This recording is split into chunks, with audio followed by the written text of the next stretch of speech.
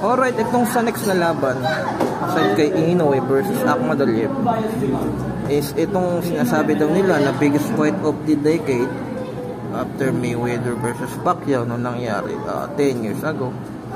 Canelo Alvarez or Saul Alvarez versus Terence Crawford.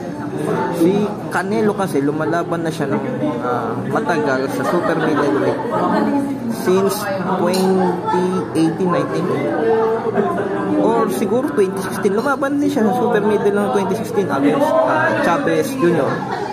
And 2019 kay I mean 2018 lumaban kay makalimutan yung pangalan, yung matangkad na pinabagsak siya sa katawan. Let me know in the comments, nakalimutan ko na. Sorry, si Rocky Fielding yun. Rocky Fielding, sorry yun. And itong 2019 itong light heavy kay Kovalev.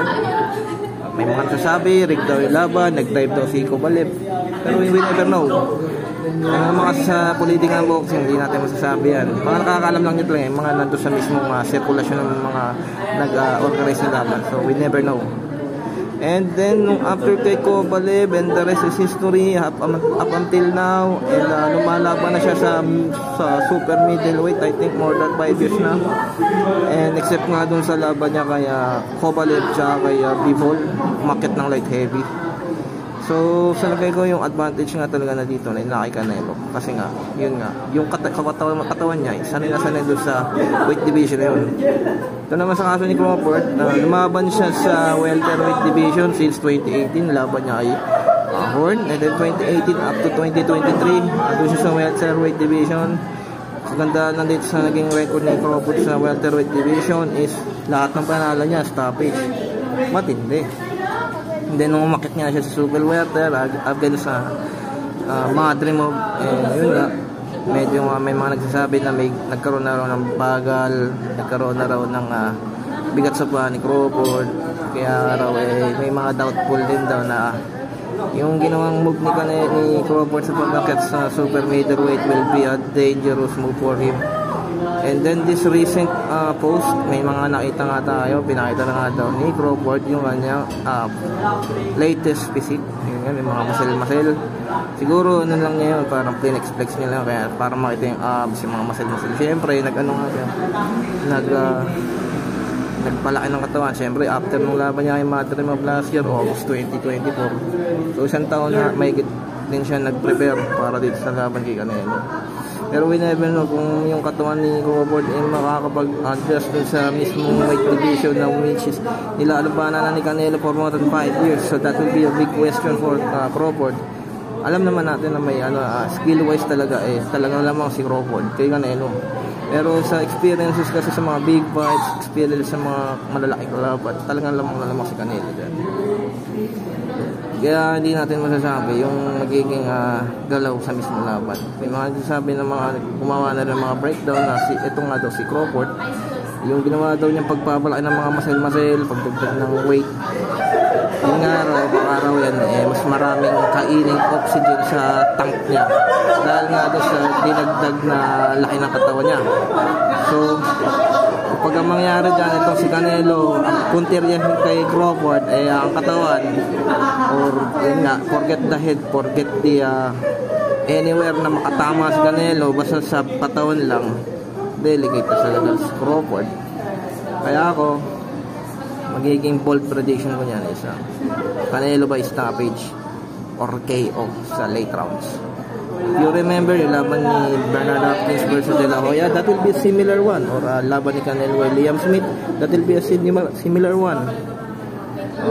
Pwede yung gano'n, or siguro pwede rin manalo si Canelo by decision, like kung matamaan niya si Crawford na solid, mapabagsak niya ng isa, 2 beses.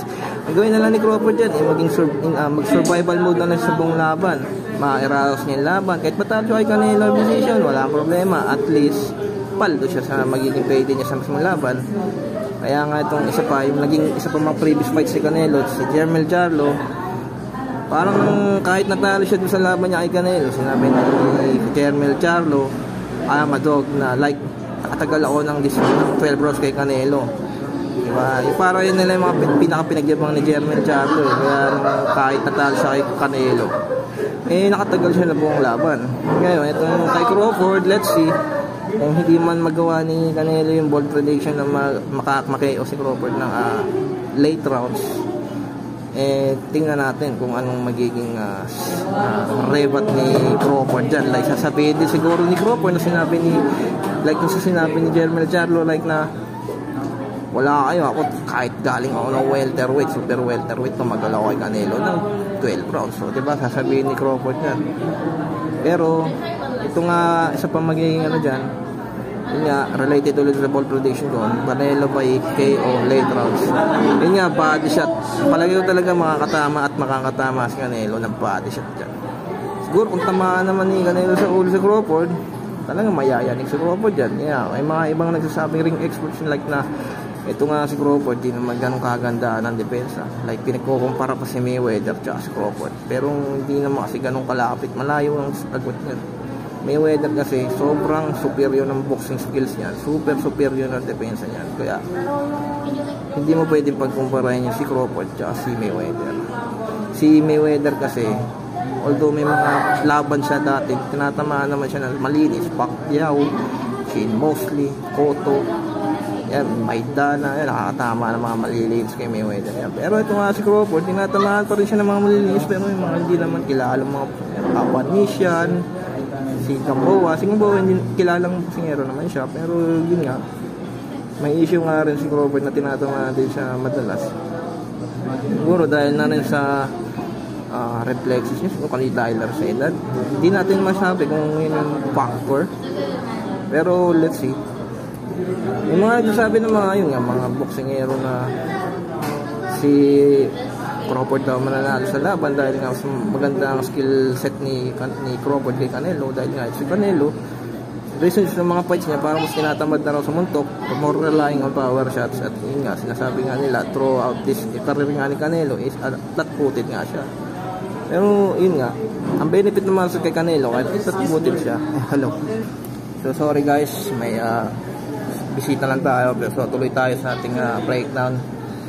So yun nga, mangyayari nga dyan, balik ulit tayo kay Crawford. May possibility naman siya na manalo dyan, pero tingnan natin kung yung tangke ni Crawford is tatagal sa buong laban. Kasi nga, like I said kanina, may isang expert na inungkat yung pagpapalaki ng muscle ni Crawford, which is mas magiging risky yun sa part niya, kasi nga the more na mas marami kang muscle is the more na magko-consume siya ng oxygen. So yun nga, may makiking hati na yung stamina niya sa mismong gagawin niyang laban kay Canelo. Skill set, pati yung muscle, pati yung paa, pati yung mental. Siyempre yung utak, kailangan mo rin gamitin sa mismong laban yan, diba? So magiging battle siguro dito, hindi lang sa skill set, hindi lang sa power, battle of mental to. Kaninong mental ang mananaig dito, kay Canelo ba o kay Crawford? We never know. Pero ulitin ko, bold prediction, Canelo by knockout late rounds. I may be wrong, pero let me know anong prediction nyo, anong masasabi nyo yun. Hindi naman ako, wala naman ako right, wala naman ako sa position na mag-prediction or mag-prediction o magsabi ng mga walang kapuang-puang. Hindi naman kasi ako naging kalaban ko, hindi naman ako naging kalaban ni Canelo or both. Kaya as a casual fan or casual fan or maybe matagal ng fan ng boxing, yun ang magiging prediction. So mga Pinoy fans dyan, comment below sinong prediction nyo, sinong pipiliin nyo dyan. So be wise na lang, like especially kung kayo mga magbe-bet kayo sa boxing. So yun lang sa akin guys. Thank you sa pakikinig.